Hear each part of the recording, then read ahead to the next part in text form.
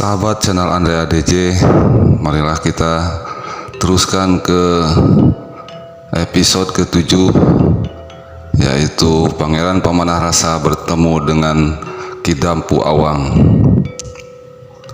Pangeran Pemanah Rasa dan Harimau Putih tidak lama berselang. Mereka sudah bersiap-siap untuk berangkat menjalankan atau meneruskan perjalanan.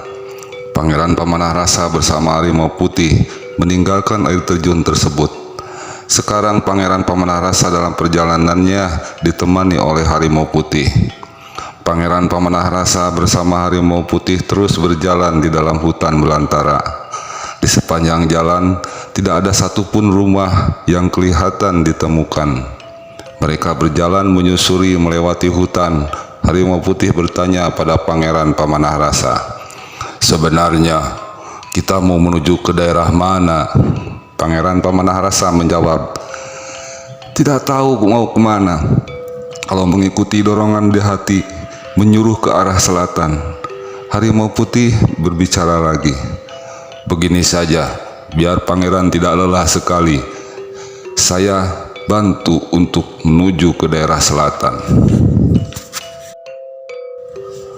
Pangeran Pemanah Rasa bertanya lagi kepada Harimau Putih karena masih bingung apa yang akan dilakukan bersama Harimau Putih.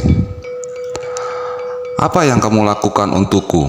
Harimau Putih menjawab, "Sudah, sekarang pangeran jangan bertanya dan berpikir lagi. Sekarang pangeran ikut apa-apa yang saya katakan."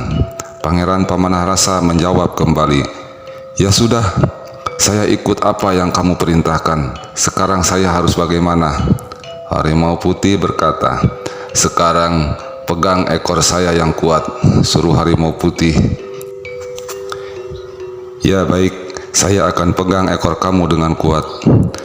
Sesudah Pangeran Pemanah Rasa pegang ekor Harimau Putih yang diperintahkan Harimau Putih, setelah itu langsung keduanya menghilang dengan cepat tidak tahu kemana. Tidak sangka Harimau Putih memiliki keilmuan dengan menghilang membawa Pangeran Pemanah Rasa. Itu adalah keilmuan yang cara untuk berpindah dari tempat asal ke tempat yang dituju. Sebab cara itu lebih cepat agar mudah sampai. Tidak lama kemudian Pangeran Pemanah Rasa bersama Harimau Putih sudah keluar dari hutan belantara sampai di pinggiran hutan yang sangat dekat dengan suatu daerah perkampungan. Harimau Putih berkata kepada Pangeran Pemanah Rasa, "Pangeran, kita sampai di sini dekat perkampungan. Sekarang kita istirahat dulu di kampung ini." "Ya, mari kita ke daerah itu dulu. Kita istirahat dulu sampai di sana." "Tapi kalau kamu bagaimana? Kamu kan harimau. Orang-orang pasti takut lihat kamu."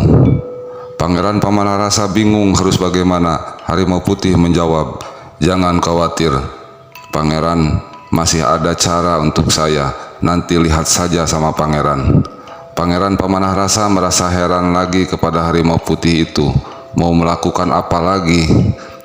Tidak lama kemudian Harimau Putih itu merubah dirinya menjadi manusia. Kemudian Pangeran Pemanah Rasa melengkak kepala. Ternyata harimau itu selain bisa berbicara, menghilang, dia juga bisa menjadi manusia. Pangeran jangan merasa kaget, karena saya bangsa siluman, jadi saya bisa menyerupai apa saja," kata Harimau Putih. "Ya sudah, mari kita sekarang turun.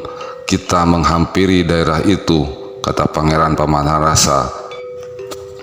Pangeran Pemanah Rasa bersama Harimau Putih berjalan keluar dari hutan menuju daerah perkampungan tersebut.